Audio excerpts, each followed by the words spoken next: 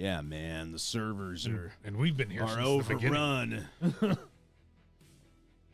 Got way too much cool shit on the interweb tubes. Got to make room for AI, I guess, and all their cooling plants or something. Hi, sweetheart. Okay, we're live there. There you go.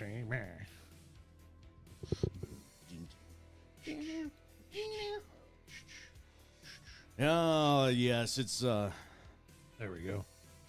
that time of the week where I go to the high school football field. I do the PA announcing. Yeah. And then I have to listen to some stupid kid talk about how Antonio Brown is the greatest wide receiver of all time. Antonio Brown, greatest wide receiver of all time. It's like, dude, my child. Have you not heard of a man named Jerry Rice? Have you not heard of his greatness? Have you not heard of Michael Irvin, Steve Largent, Lynn Swan, Drew Pearson, Andre Reed, Sterling Sharp. Right. Don't you know anything? And then, of course... Oh, shit, I deleted it. Oh, you deleted it? Wait, Delete. no, I didn't. I'm still here. Oh, okay. You did Clicked not, on the wrong thing. You did not Matt Hardy the situation. that would have been annoying. Yeah. But yeah, still, spending some time out there at the football field, watching the old high school football team whip some ass. Yeah, Crimson Bears won tonight. Beat the defending state football champions, the Diamond High Lynx, 15-14. Low scoring affair, lots of fumbles, lots of screw ups. But NBC was out there tonight, and they were doing this filming for the pregame for Super Bowl 60 coming up. So there's going to be a little documentary on football in America again. At the Super Bowl. Yeah, during the pregame of the Super Bowl, so you can watch that little documentary. NBC NFL Films. Going to be some good stuff there. Had a real fun time talking to some of the boys over there with the filming crew. And, of course, they're obligated to say that they're loving every minute of it. But, it was miserable out today. It was pissing down rain. Perfect Juneau football weather. Wind was blowing. We had the windows open in the PA booth. The rain was coming through. All of my, pages were soggy as hell. So, yeah, that was a really good time. And, of course, when you're out there and you're calling off names, these are all, second and third generation Crimson Bears out there who are playing, Right, the kids of guys that I played with. Right. It's like, wow, amazing. It's crazy how the legacy continues. Yeah, and it's we're back to the Crimson Bears, and it's everything. It all comes full together. circle. Yeah. It all had to do with the stupid BS and garbage of how we need two high schools, and we're not that big of a community to begin with. Right. So. Anyways, just let me get a couple people in here. Yeah. Let's see. And of course, for those of you who are just coming in and everything, if you want to do us a favor and like the stream and share it around, let your friends know and everything. Subscribe to us on YouTube. Yeah, hang out with us for a little bit here. Rebuilding our YouTube channel. Yeah, just having a good time. It's nothing serious. It's not like we're going to turn viral or anything and get millions of subscribers. Nothing like that. Just sticking around. Our old channel was... it was starting to grow. It was starting to grow. And then we kind of had to migrate off of YouTube because, it was getting more restrictive and shit like that. But we found a little more freedom while we were on just streaming exclusively on Facebook. And, we've had to do some clever workarounds here and there doing different things. But, decided to fucking come back to YouTube. We dig around, have a good time. We've got a couple of things going on tonight, right? So we've got this show that we're doing, big show, even though it's just my half of the show. And then it's going to be movie time after that. So We're going to do a watch along where we're Right. going to boot you guys off of the YouTube here, and then we're Right. going to go over to the Kick, over on our Kick channel. over to the underworld Wild, Wild West of streaming. Yes. And we're just going to do a little watch along tonight. Yes. I'm going to watch a movie that, believe it or not, I have never seen in my life. Right. It's kind of crazy. In this film, this was back in the 90s, right? Yeah, 1991. It's Oscar starring Sylvester Stallone, Had no idea. Tim Curry, Marissa Tomei. Had no idea. And these are some of my There's favorite actors. a lot of and people in this actresses. movie. This is right up my And alley. So I'm it's- gonna be enjoying this for the It's first a time. comedy. It's good shit. So if you want to watch a movie with us that he's never seen before, that is a classic to me. I believe it's completely underrated. Apparently got bad reviews and shit. But yeah, it came out in 91. Tough year because Terminator 2 was out. But I thought it was hilarious. So we're going to check that out later on Kick if you want to join us after we're Yeah. done here with that. And you can find us on Facebook. If you go over to Facebook, you are a podcast over there, and of course Right. you can. We'll post the link there. We'll, of course, and if you go over to Kick, you could probably find us on there just by going EOR Podcast or End of the Road. Right. Either way, you're gonna locate us. Yeah. We're Now, gonna make it happen. before we get started all the way here, right? It's been a crazy week post-assassination of Charlie Kirk, right? Now let's mention a few things that didn't make the final cut for this evening, okay? Snitches are making money. This rapper named David, who spells his name D4VD, may have Jeffrey Dahmer's underage girlfriend. What? NBA Holy shit. NBA YoungBoy keeps impregnating weird-looking people and giving them herpes. Bad Baby is crashing out over a bum. Dame Dash and Cameron are beefing. Big Boy from Outkast had a shooting in his home. His uncle was killed by an 18-year-old. Adrian Broner got kicked off a podcast. Robert Redford died. Gary Busey is still afraid of sausages. Arsenic. Fucking Gary Busey. Yeah, arsenic and lead maybe poisoning. Lead poisoning may be the secret ingredient for serial killers. In the battle rap world, Official punched Coffee in the middle of their battle. At another event, another battle rapper pulled out a gun and then punched his opponent. Avengers Doomsday is wrapping up filming, and you still haven't showered and washed your ass. Let's go. Stars of gold on the field of blue. Alaska's flag may it be to you. The blue of the sea, the evening sky, the mountain lakes, and the flowers nearby. The gold of the early Salgo Street, the precious gold of the hills and streams. The brilliant stars in the northern sky, the bear, the dipper, and shining high. The great North Star with a steady light, or land and sea, a big and bright. Alaska's flag to Alaskan steel. The simple flag of a last frontier. Oi! Hell yeah. Oh, yeah. Hell yeah. Oh, yeah. This is what we do best here in Alaska. Oh, definitely. Let's Get see ready here. for some bad news. Oh, man. So, let's see. As we've said before, Alaska, well, will kill you, okay?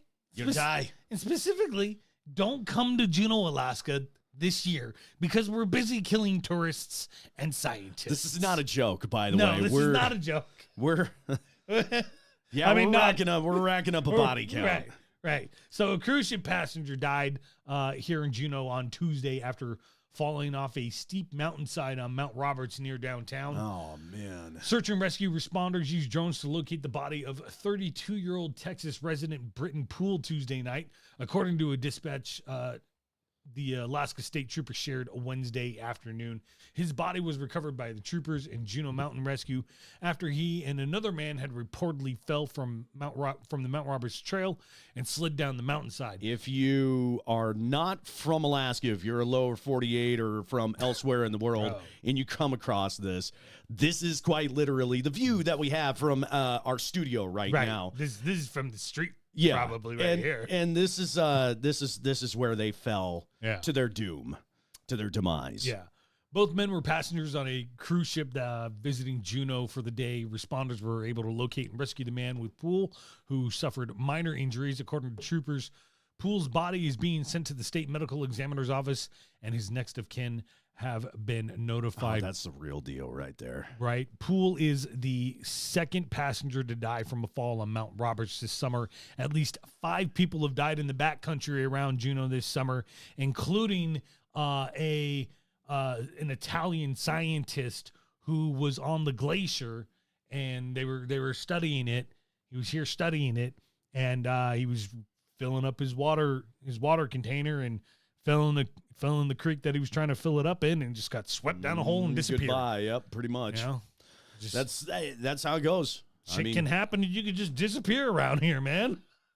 Like, that's Alaska. I mean, it doesn't matter where you go. If you go to Southeast, Southeast is really dangerous just simply because you can get lost out on any one of these islands that are out here. Ain't nobody going to come and get you, And let's not forget, right now it's raining like crazy, and things are just falling around all over town. There's little landslides happening here and there. Yep. There's a light pole out by the UAS on the bike path out there somewhere. I think it's like right on the highway or something. It like sunk into the ground and fell over. Just a light pole. This is Alaska, man. Southeast, man. Like, shit's just fucking crumbling around. Just stuff will fall into the fucking ocean. You will never be seen or heard from again. Gone. Just gone. And then next up, there's some Alaska lawmakers decided to go and visit Israel as part of the 50 States One Israel Conference, which could sound kind of ominous if you think about it for a while. Yeah. But I guess we know which specific Alaska lawmakers are zealots for Israel.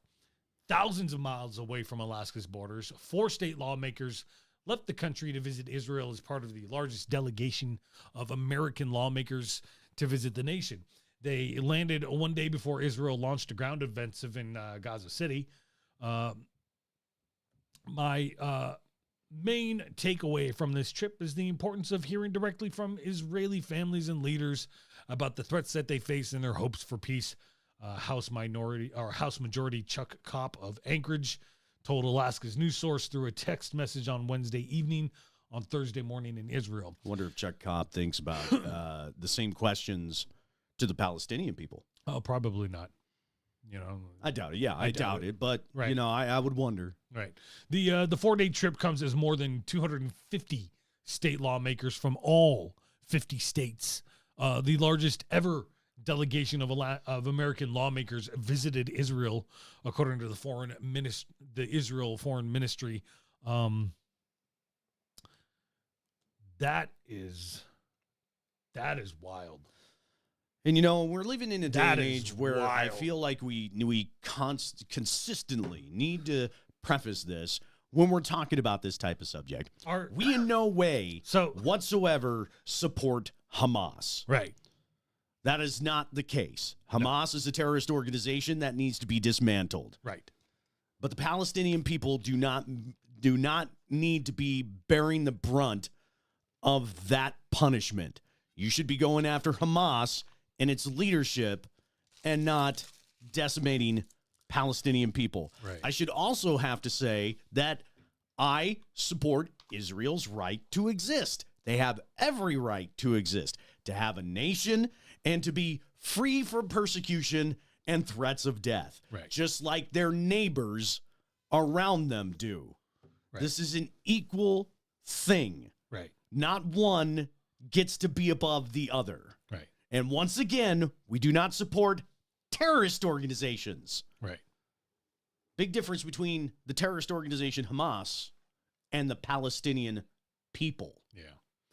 So members of the traveling delegation, according to a post from the Consulate General of Israel to the Pacific Northwest, shows 4 state lawmakers holding the Alaska flag in Israel, included House Majority Speaker Chuck Kopp of Anchorage, Senator Bill Wielechowski of Anchorage, Senator Shelley Hughes of Palmer, and Representative Neil Foster of Nome.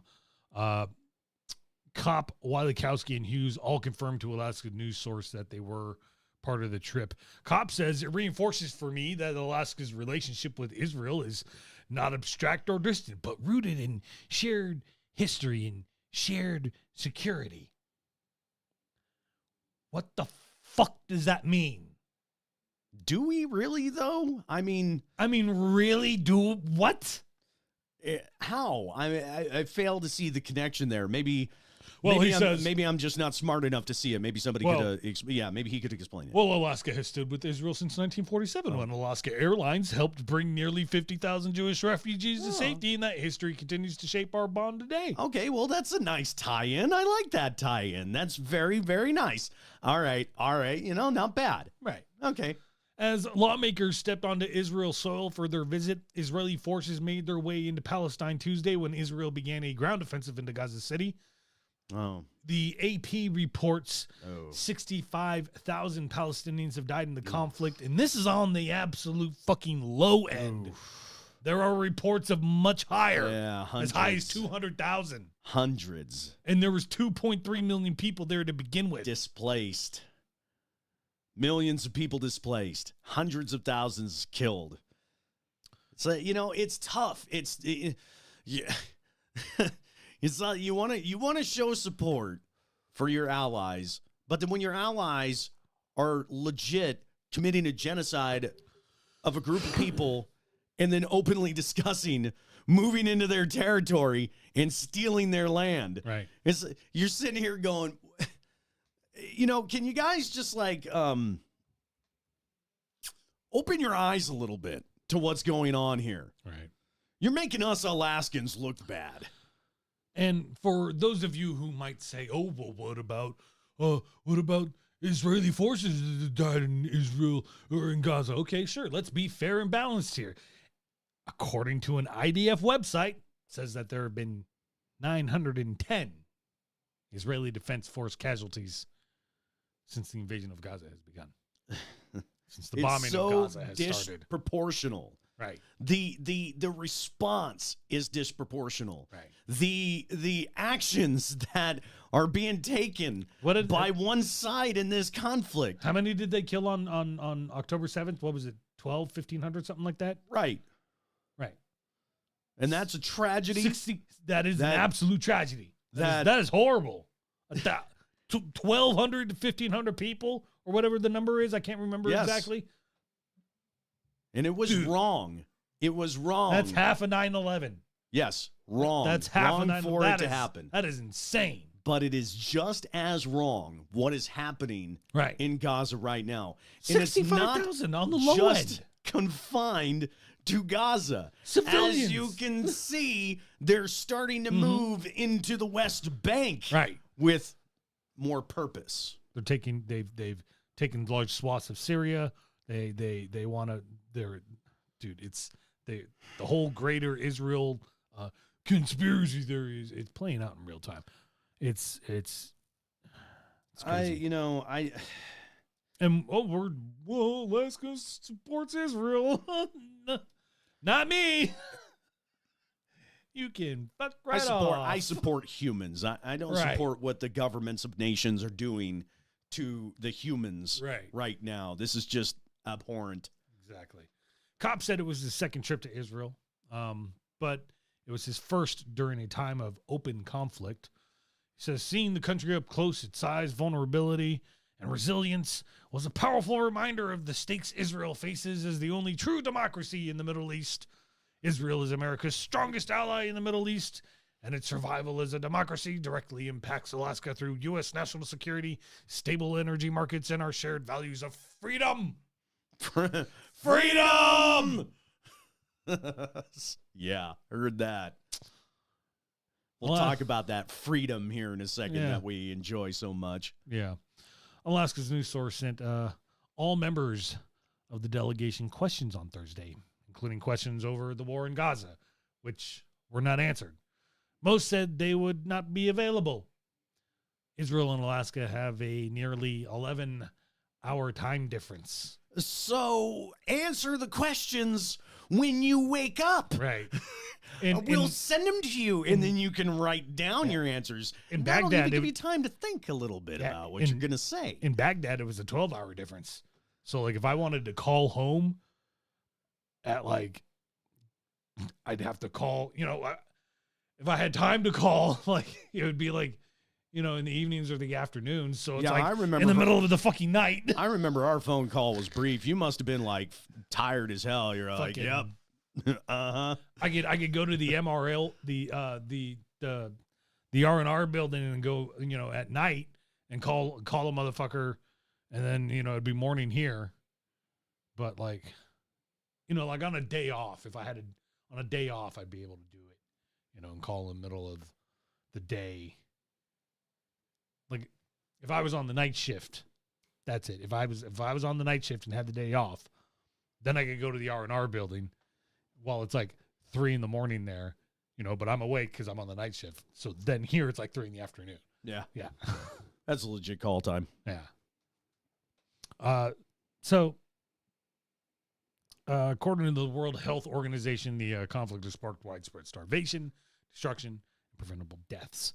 By the end of September, more than 640,000 people will face catastrophic levels of food insecurity across the Gaza Strip. An additional 1.14 million people in the territory will be in emergency, and a further 396,000 people in crisis conditions. The WHO reports conditions in North Gaza are estimated to be as severe or worse than in Gaza City, because they are now bombing the shit out of northern Gaza again, because they're getting ready to go in there and invade and take just start taking it over completely. Glenn, it's good to see you. Didn't see your comment until just now. What's going on, Glenn? Glad to see Glenn in the comments. Yeah. The conflict has sparked backlash here in Alaska as well. The Anchorage Assembly failed to pass a resolution supporting an end to the conflict between Israel and Hamas in a 9-3 vote back in February of last year. During the meeting, Assembly Chair Chris Constant called for security when the vote was met with anger from some in the crowd who held signs reading "Ceasefire now" and "I stand with Palestine." Which really means you're just a bunch of terrorists. That little bit makes it sound like they were afraid of the signs.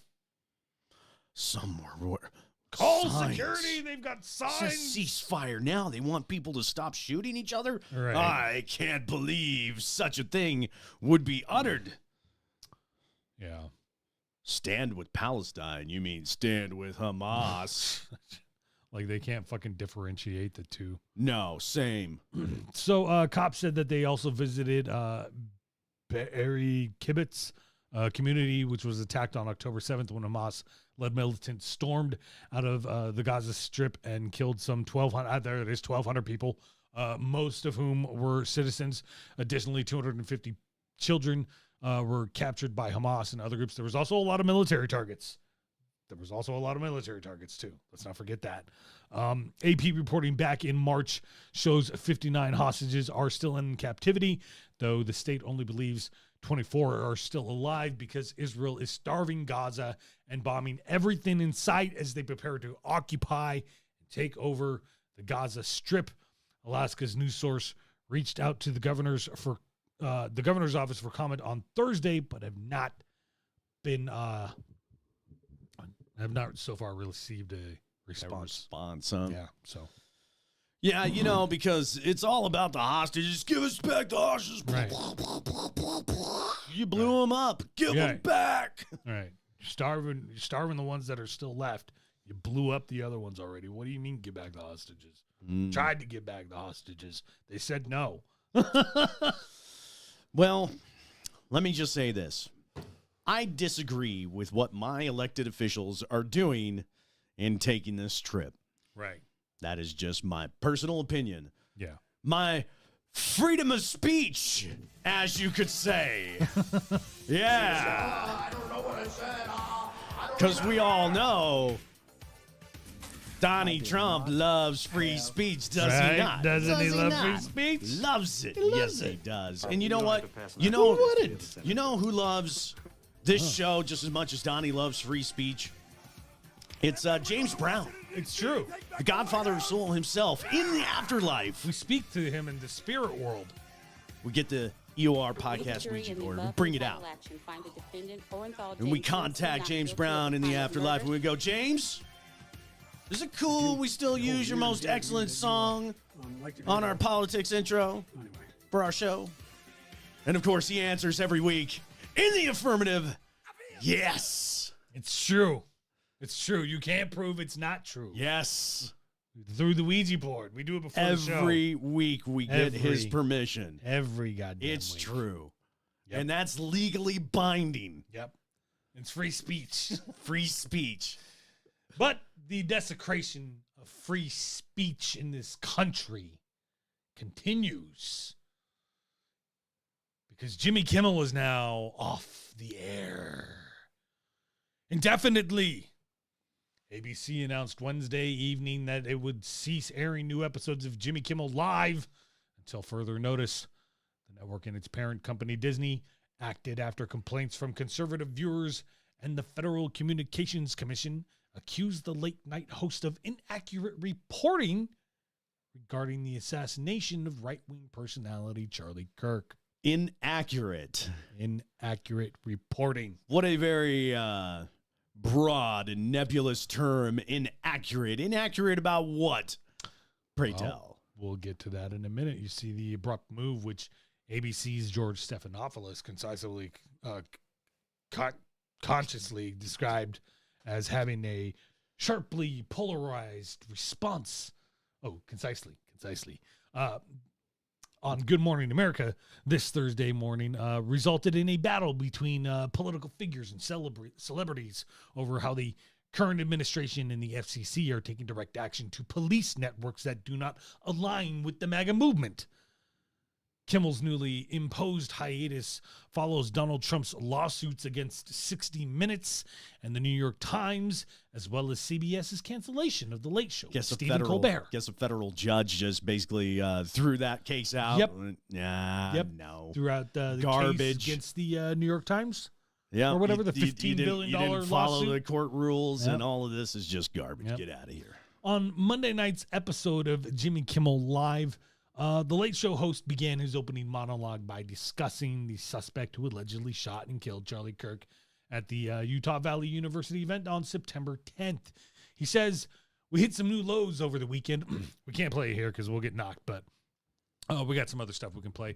He says, "We hit some new lows over the weekend with the MAGA gang desperately trying to characterize this kid who murdered Charlie Kirk as anything other than one of them and doing everything they can to score political points from it." He says, in between the grieving on Friday, the White House flew their flags at half-staff, which got some criticism, but on a human level, you can see how hard the president is taking this. The Late Show host then played a clip of Trump answering some questions from the press about how he's holding up after Charlie Kirk's death.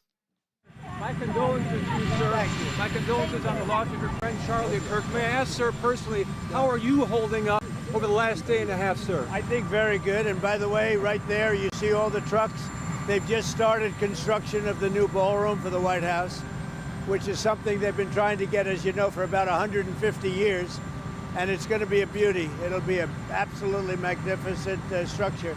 And I just see all the trucks. We just started, so it'll get done very nicely, and it'll be one of the best anywhere in the world, actually. Thank you very much. Your message to young people. Weirdo. So Jimmy Kimmel then goes on to say he's at the fourth stage of grief, construction. This is not how an adult grieves the murder of someone he calls a friend. This is how a 4-year-old mourns a goldfish. Oh, I see. So that's what he got fucking suspended for. Okay. Okay. Oh, that's inaccurate. Good, Right. sir. Inaccurate. Now, Kimmel's suspension comes after considerable pressure from FCC chair Brendan Carr, who said Kimmel's joke appeared to mislead the American public about the facts around the killing of the conservative activist and suggested pulling ABC's broadcast license. What? So, wait. Right here, what I just said, right here, we have the federal fucking government I haven't heard this. suppressing free speech. He wants to pull their license? That's what it's all about. If you don't suck Charlie Kirk's dick. If you don't suck Donald Trump's dick, this is what they want to do to you. They're just, and it's not because Charlie Kirk would want that. They're using Charlie Kirk's death to do what they want to do. And it fits, and it's almost like it was a perfect kind of event for them to be able to do this kind of shit. Because they're just doing what they wanted to do anyways. It just gives them an excuse to do it. It's the, what do you call it? Manufactured consent? No. Streisand effect? No. It's the shock doctrine. Shock doctrine. That's okay. what it is. Yeah. This is what Steve Bannon talked about. Right. Shock doctrine. Exactly. Hit them with 1,000 things at once so they can't. Yeah. On Wednesday, the FCC commissioner told right-wing commentator Benny Johnson that Kimmel's truly sick comments could form the basis of a strong case of action against ABC and Disney. A very concerted effort to try to lie to the American people about the nature, as you indicate, of one of the most significant, newsworthy public interest acts that we've seen in a long time. And what appears to be an action by Jimmy Kimmel to play into that narrative that this was somehow a MAGA or Republican motivated person. If that's what happened here with his conduct, that is really, really sick. And I've been very clear. They have a license granted by us at the FCC, and that comes with it an obligation to operate in the public interest. And we can get into some ways that we've been trying to reinvigorate the public interest and some changes that we've seen. But frankly, when you see stuff like this, I mean, look, we can do this the easy way or the hard way. These companies can find ways to change conduct, to take action, frankly, on. You know what? This is the head of the FCC. This is the head of the FCC who's all talking about pulling people's licenses, who's talking about changing the playing field a little bit here. You know, this is very interesting because, you know, most of these conservative commentators, you know, they don't have a whole lot of views. They don't, I mean, more than us. Way more than us. but still. But I mean, in comparison to a lot of other, you know, doesn't mean we're channels, wrong. A lot of output. Right. Yeah, they have a whole lot less views and everything, even though they have all these subscribers. So, you know, people raise the question, are these artificially inflated and everything? But every time you come back to these conservative commentators, guys like Benny Johnson, you have people on here like the head of the FCC saying, yeah, if we don't like it, we should just take your license. Right. Is there free speech or not? Can we make jokes about Charlie Kirk's death or not? Can Republicans make jokes about Democratic senators or politicians that get killed or not? I seem to remember a certain podcaster just a week before Charlie Kirk got fucking seem to remember a certain podcaster, Charlie Kirk, that was laughing when they were watching the video of Nancy Pelosi's husband getting hit over the head with a hammer. We laughed too because we thought it was funny. It was funny. Right? But still, you know, it's like we're not laughing about it because like, oh, haha, you know, oh, hope he gets fucking murdered. Like, we laugh at it because we're immature little idiots, right? Right. You know? And we have a tendency to, you know, laugh at the misfortune of others. Right. You know, when we see people on fail army hit, you know, it's kind face of plant all the time. It's like we laugh at those people. Right. Too. It's like an instinctual reaction. Yeah. I don't genuinely want fucking Paul Pelosi to get his fucking brains bashed in. I didn't want Charlie Kirk to get fucking killed, let alone have it fucking splashed all over the fucking internet up close for all of us to go back and be able to revisit anytime we want. That was absolutely fucking horrible. But we got to have the right to be able to criticize this guy. Right? Because after all, he did say a lot of heinous shit about some people that I care about. Right. And I'll admit that there's a lot of the quotes that are being thrown around about Charlie Kirk. A lot of them are being taken out of context. But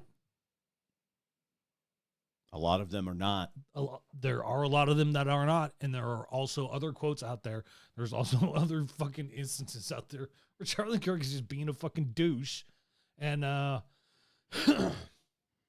But we need to be able to have the First Amendment to speak on these but things. you're allowed to do that. You're allowed to be a fucking douche. You're allowed. That was one of the cornerstones of the Constitution and the First Amendment in the Bill of Rights is the right of the press. You're allowed to be distasteful. You know? Yeah. As much as you may not like it. You know, here's the great thing about that. There was actually a Supreme Court case, a little thing with a gentleman by the name of Larry Flint. I think most people would know if you look up the name. He was the founder of Hustler magazine. Right. There was a little kind of satiric ad in there for Campari alcohol talking about the very first time, you know, and the way they described it was the first time he had Campari, not the first time he did it with somebody, and they were making fun of Jerry Falwell for having sex with his mom. Right. You know, and then there was a big Supreme Court case about this, which basically said he has the right to say these things. Right. To print it. Right. It's a freedom. It's the First fucking Amendment. No. Pull their license, this guy says. Kimmel, or, you know, there's going to be additional work for the FCC ahead. Obviously, look, there's calls for Kimmel to be fired. I think, you know, you could certainly see a path forward for suspension over this. And again, you know, the FCC is going to have remedies that we could look at. And again, you know, we may ultimately be called to be a judge on that. But this also strikes me as sort of conduct that to some extent shows some sort of desperate irrelevance. I mean, look, NPR has been defunded. PBS has been defunded. Colbert is retiring. Joy Reid is out at MSNBC. Terry Moran has gone from ABC and now admitting that they are biased. CBS has now made some commitments to us that they're going to return to more fact-based journalism. And so I think you see some lashing out from people like Kimmel, who are frankly talentless. And we have a rule on the book that interprets a public interest standard that says news distortion is something that is prohibited. Likewise, we have a rule that addresses broadcast hoaxes. And so, again, over the years, the FCC has stepped back from enforcing it, and I don't think it's been to the benefit of anybody. Just look. You're talking about broadcast hoaxes. That's when I can name a few guys who have been out there on their shows broadcasting hoaxes. Right. Calling certain things that were real hoaxes. Didn't Alex Jones used to have a fucking radio show? Where's the FCC then? Is he still on the radio? Now all of a sudden you guys want to stay. Is he still on the radio? I don't know. He might be. I don't know. I know he's at least on X. Right. Right. So, and we're at least on YouTube. Right. It's like, but still, you know, all of a sudden now you guys want to show up and white knight this situation. All of a sudden now you're full on in the cancel culture. Now they give a fuck. Now you embrace it. Right. Interesting. Look at the credibility of these legacy media. It's absolutely through the floor. They used to be able to say at least they were more trustworthy than Congress, but now they're even less trustworthy than Congress. And so I think as a business matter for them, something has to change. And at the FCC, you know, we need to reinvigorate this. So again, there's actions that we can take on licensed broadcasters. And frankly, I think that it's really sort of past time that a lot of these licensed broadcasters themselves push back on Comcast and Disney and say, listen, we are going to preempt. We are not going to run Kimmel anymore until you straighten this out, because we licensed broadcaster are running the possibility of fines or license revocation from the FCC if we continue to run content that ends up being a pattern of news distortion. So are you saying that you are going to start fining people? What? Because of what you consider news distortion? What fucking timeline? What? This is weird, man. What fucking shift? I swear to God, as soon as we started fucking with fucking CERN and the particle accelerators and shit, we fucked something up. And the fucking timeline is all fucking fucky. Either that. This is the United States. Benny Johnson is over here nodding his head in agreement with this fucking horse shit. Yeah, you know, I mean, he's no pushback whatsoever. Right. No pushback from the guy who said smaller government. Right. No, he's just sitting there taking it. You know, I didn't taking it, man. I didn't really. Benny, what the fuck, man? I thought you were pro-America. I thought you were small government, conservative, get government out of our lives. And then all of a sudden you're here, man, just nodding your head. Would Charlie, if Charlie Kirk is the guy that everyone, all his supporters and everybody like that are making him out to be, would he be okay with all this shit that they're doing in his name? I don't know. I wouldn't be. What's going on right now in this country is fucking gross. I don't know. Yeah, and the fact that definitely is. And the fact that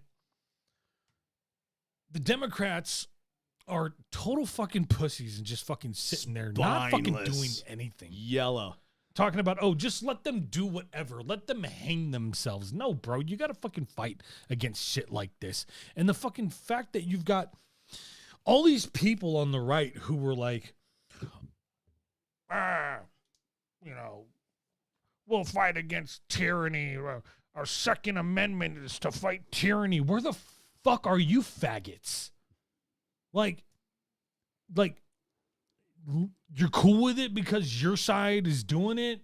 I don't fucking get it. You know, I was born in 1982, okay? I grew up in the fucking 90s.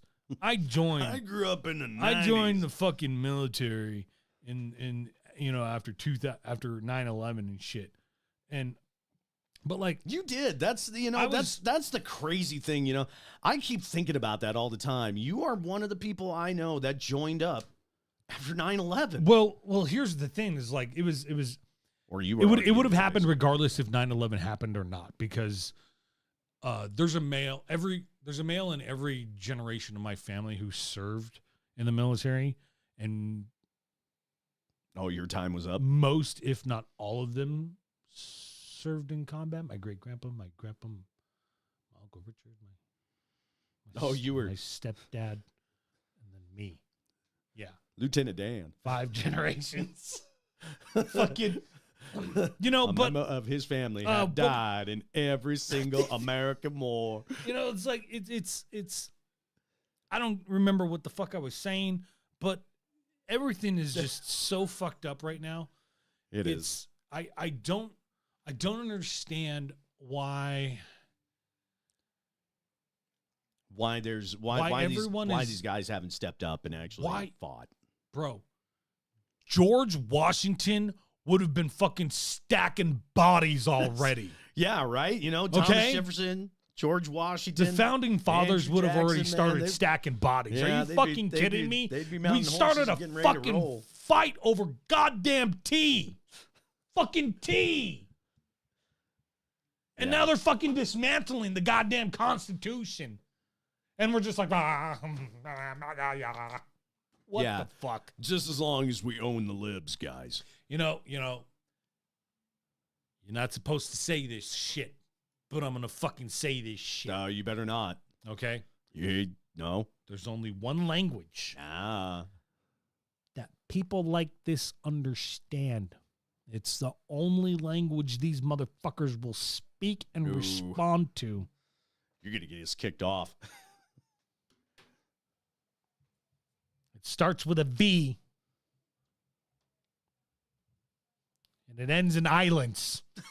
I think, again, Disney needs to see some change here, but the individual licensed stations really, taking their it really content, is. It's time for them to step up and say, this, garbage, to the extent that that's what comes down the pipe in the future, isn't something that we think serves the needs of our local communities. But a final question to you. Do you believe that what Jimmy Kimmel said rises to the level of news distortion? Look, again, the FCC could be called upon to be an ultimate judge in that. But at this point, I think it's, clear, it appears to be clear that you can make a strong argument that this is sort of an intentional effort to mislead the American people about a very core fundamental fact, a very important matter. At the end of the day, if we do get called upon to cast a vote on this, Disney will have a chance to put in their arguments and explain it. But this is a very, very serious issue right now for Disney. Yes, thank you very much. Benny's like, yes, right. And don't get it twisted. I'm not saying they should have killed Charlie Kirk. They shouldn't have killed Charlie Kirk. No. And Talking about more on the just government. I'm just gonna talking about yeah. more on the government level of things. Right. You know what I mean? The people who are actually in the structure of power. You know, Mr. I said Chairman. last week Charlie Kirk was a waste of an assassination. You know what I mean? You shouldn't have fucking killed that guy.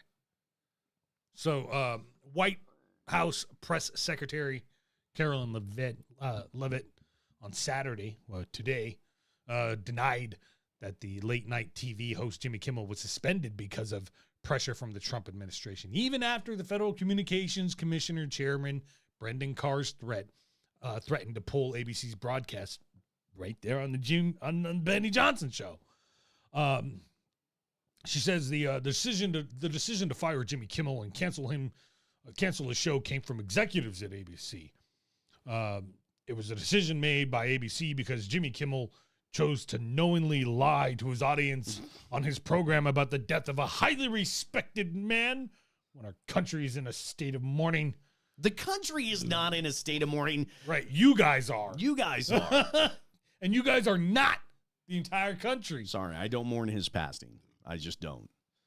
She said that was a decision that was made, and he's now facing consequences for that decision and for that lie. However, Jimmy Kimmel was not fired by ABC. Just suspended. Just suspended. Indefinitely. Definitely. Right. Which usually means, eventually they're going to fire you. And, Right. then he's going to get his own show on YouTube. And then we're going to have to fucking battle for subscribers with that asshole. So, It's like anybody would be like, Yeah. oh, maybe should I subscribe to Jimmy Kimmel or the UR Kimmel. podcast? I don't know. These two guys, Jimmy man, they make some Kimmel. really good points. But, Jimmy Kimmel's Jimmy he's Kimmel. my guy. And Jimmy Kimmel was on Trailer Park Boys. Kind of. Oh, was he? His show was on it. His show Yeah. was on. Yeah, Jimmy all right. Kimmel called the Trailer Park Boys on the phone, and then Snoop Dogg wound up coming out. It's season 10. It's great. Season 10 is Right, great. right. Go watch it. So now you've got President Trump and a bunch of other political leaders are going to be heading to Arizona on Sunday for a memorial service now to honor Charlie Kirk. Our Washington correspondent Stetson Miller has more. Stetson? The president and other members of the Trump administration are scheduled to speak on Sunday at Charlie Kirk's memorial service to honor the late conservative activist. Tens of thousands are expected to converge in Glendale, Arizona on Sunday to say goodbye to Charlie Kirk. The memorial service is set to be held at State Farm Stadium just outside Phoenix, starting at 11 a.m. local time. Kirk is not originally from Arizona, but spent much of his adult life there. Kirk's wife, Erica Kirk, President Donald Trump, Vice President J.D. Vance, and other Trump administration leaders are scheduled to deliver remarks at the service. Local, state, and federal partners have been preparing for the service that may see as many as 100,000 people in attendance, according to Glendale Police. The service is open to the public, but those looking to come are asked to register ahead of time. In Washington, I'm Stetson Miller. Thank you, Stetson. Well, bye.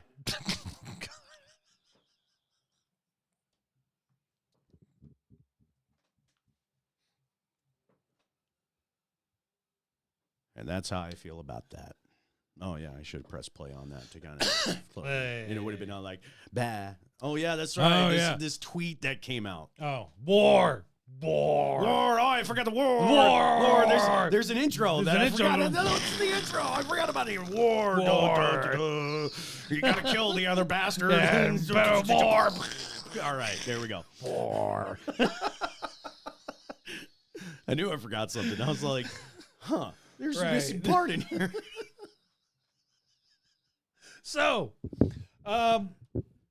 Donald Trump is blowing up more fishing skiffs off the coast of Venezuela. I mean, drug smuggling ships. Play. Lastly,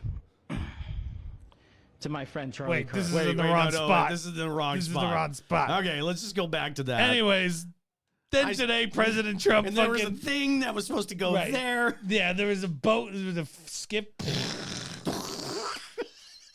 That was supposed to come after. I think that was supposed to come after all of this. Yeah. But anyway, All right. so today President Trump demanded that Venezuela immediately repatriate prisoners and people from mental institutions that were sent to the United States by the government of Nicolas Maduro, warning of an incalculable price if his demands are not met. On his Truth Social platform, Trump wrote, "We want Venezuela to immediately accept all of the prisoners and all of the people from mental institutions." What? He's here. Take all the psychos. Put them all in Venezuela. He heard people. He heard that there are immigrants here coming here claiming asylum. You know, they're from insane asylums. And he thinks they're fucking mental patients. He keeps bringing up mental asylums. It's the only plausible explanation. When he hears people are coming here, immigrants are coming here for seeking asylum, he's like, why are we taking all these crazy people and put them in our mental institutions? Why are we taking all the crazy people? Why are we taking everybody else's crazy people and putting them in our mental institutions? This guy is so fucking Send them senile, back. Empty fuck. out the insane asylums and send them back to Venezuela. Dude, he is starting to have a Joe Biden-like mental decline right in front of us. Oh, God. This is great. Which includes the worst in the world insane asylums that Venezuelan leadership has forced into the United States of America. When the fuck did this happen? And how do we know?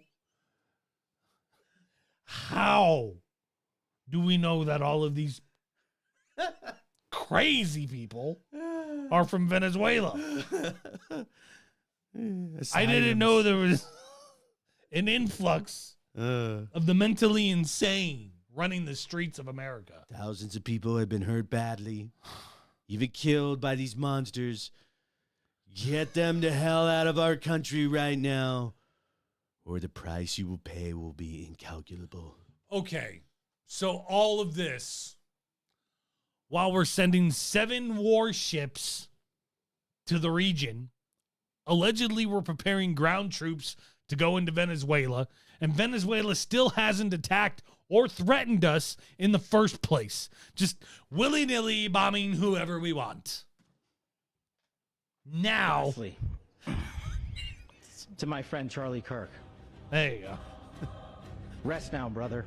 We have the watch, and I'll see you in Valhalla. What the fuck?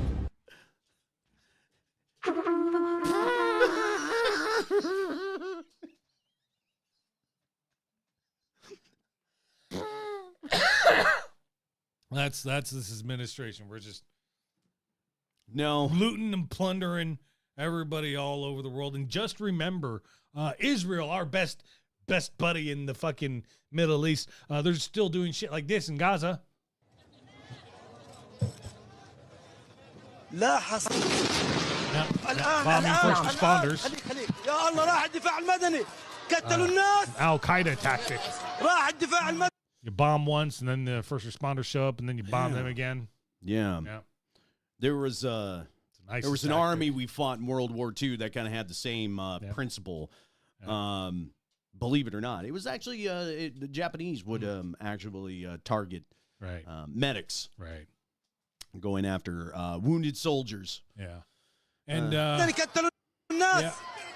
on, let me get go ahead a little further up here. استهداف كبير الآن كما تشاهدون في هذه الصورة. Oh, including 5 journalists. تدمير كبير. Yep, and even though it only took 2 years, at least finally the world is starting to wake up a little bit.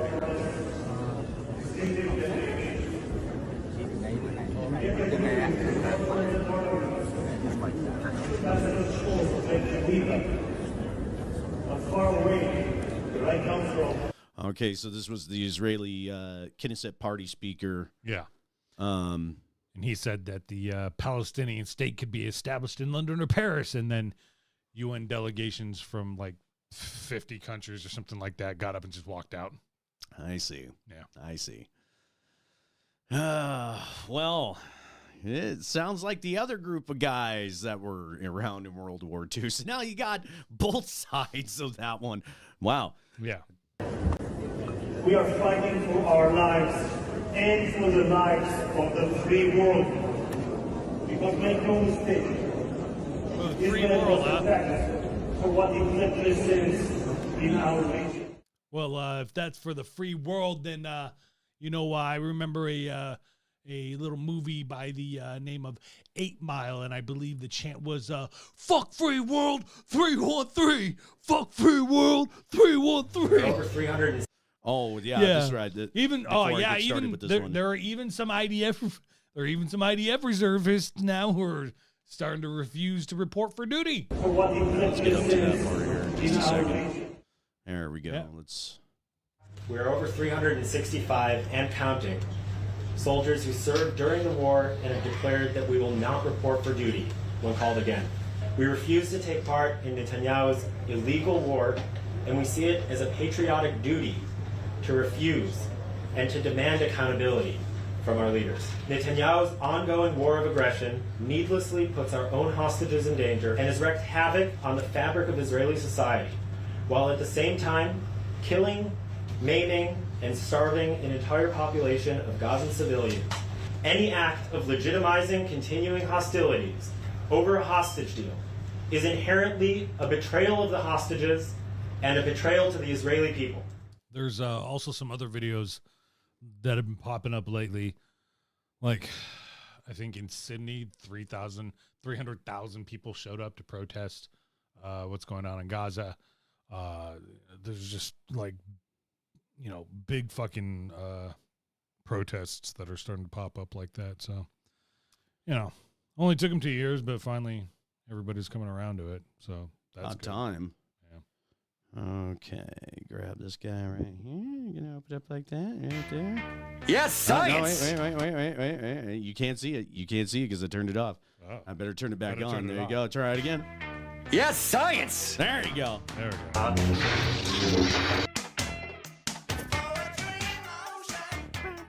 Our species is young and curious and brave. It shows much promise. In the last few millennia, we have made the most astonishing and unexpected discoveries about the cosmos and our place within it. 5,000 pounds.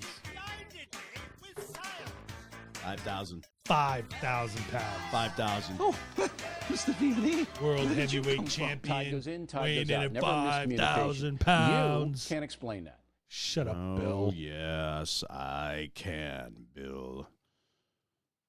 I can explain a great many things, my friend. Oh, we're going to explain a lot more than the tides tonight. There we go. We'll bring everybody back online here. So. Got a lot of joint for this one. I was Tonight's reading some of that. this I was is- reading some of it earlier. This is a cool story. I'm excited for this. I'm excited for you, for the people who are watching this. Yes. So, check it out. A primordial black hole may have spewed the highest energy neutrino ever found. The What'd I highest, tell you? the highest energy neutrino ever detected from space may finally have an origin story. This is the kind of stuff I've been waiting for, is just this origins of the universe Yes. stuff. How do black holes work? Mathematical analysis suggests that the ghost particle could have come from a theoretical object known as a primordial black hole. Researchers report September 18th in Physical Review letters thought to have emerged right after the Big Bang. Primordial black holes could reveal the origin of super energetic neutrinos and answer long-standing questions about black holes and dark matter. This is not proof, but it is incredibly exciting. I think to to see multiple puzzles being susceptible to one fairly straightforward possible answer, says MIT physicist David Kaiser. There you go. In fact, I think he spells his name Kai, right? Yeah. So he's a highborn. Yeah. So he's not a pleb like us. Neutrinos are lightweight, electrically neutral particles that zip through space without interacting much with ordinary observable matter. Most that reach Earth have low energies and come from common reactions like nuclear fission in the sun.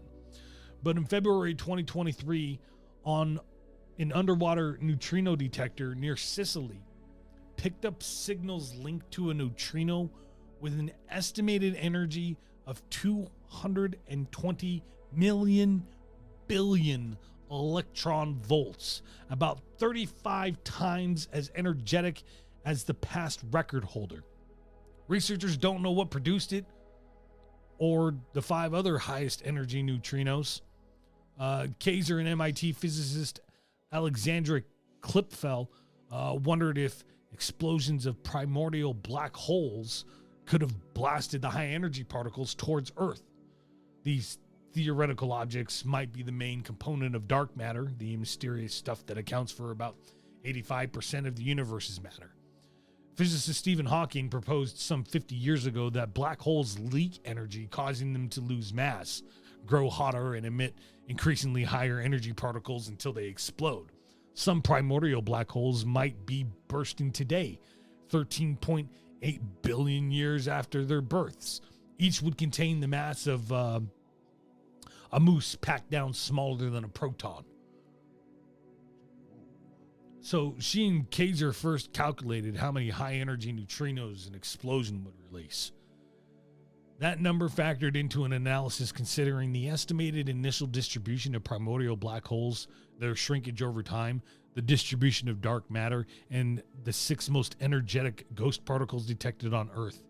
The calculation suggested that about 40 explosions per cubic light year happen annually near the solar system. Given the small proportion of neutrinos with the record holder's energy produced by each event, the team found that one bursting black hole could have been close enough to Earth within the past 14 years to split out such an energetic neutrino that lands on a detector. These super energetic neutrinos disperse in all directions and grow further apart as they travel. So the closer the source is to the planet, the more likely an ultra high energy neutrino is to interact with the detector. Only a small fraction of neutrinos from an explosion would ever happen to be heading towards the Earth, Kaiser says, and a small fraction of those would really hit a detector. He notes that if future research finds that most high energy neutrinos come from the center of the Milky Way, that could hint at a link to primordial black holes. A concentration of such neutrinos near the galactic center would be consistent with the idea that primordial black holes are both a source of the neutrinos and a candidate for dark matter, which is thought to cluster around galaxy cores, though not definitive proof. Such evidence would also help validate Hawking's leaky black hole theory. Still, I love the hypothesis because now it's starting to give me a little bit more of an explanation as to dark matter, how it behaves, where it comes from. The birth of dark matter is really the most important part of this whole thing. Real sticking point for me. So it's kind of exciting to think like, yeah, okay, we're getting closer to the stuff that actually holds the universe together. Yeah. Dozens of studies have tried to identify the source of the record-smashing neutrino, says physicist Luigi Fusco of University of Salerno in Fiscano, Italy, who is part of the team that detected it. A primordial black hole is an intriguing, more exotic proposition, he says, though it's too soon to declare the origin. But physicist Lua Aroldi doubts the idea, since a nearby explosion should have spewed other particles like gamma rays which weren't detected. Not seeing gamma rays would be like standing outside during a tropical storm and only feeling a single raindrop hit you, says Iridoli of the University of Sao Paulo. She and her colleagues submitted their work pushing back on the proposition May 30th to arxiv.org. Science, folks. This is science in action right now. You Yeah. have somebody who presents a hypothesis, and now you have a group that or your peers who are coming to you and going, no, here's some holes in your hypothesis. This is how it works. Take it back to the drawing board, rework your stuff. Yeah. This is science in action. I love this. This is so wonderful. This is why I love these stories, is because you've got these exciting new ideas of the birth, the stuff that holds the universe together, the dark matter, and then somebody coming back and going, well, don't get too excited just yet. There's some things that are missing here, and I think you need to go back to the drawing board. It's fucking fantastic. I love science. Kaiser contends, though, that the opposing paper's calculations are based on different assumptions. His and Klipfeld's work, he says, suggests the exploding object would have been too far from Earth, around 50 times the distance to Pluto is from the sun for its gamma rays to be observed. Still, even the highest energy neutrino event itself is under debate, says Penn State physicist Koda Marouche, who wasn't involved with the new work. Some research, so this other scientist over here is like, nah, you're all fucked up. I love it. I love it. I love it. Right. Some Science is researchers wonderful. some researchers aren't convinced by the neutrino's energy estimate because the detector was still under construction. Many more steps must be taken to find the origins of the ultra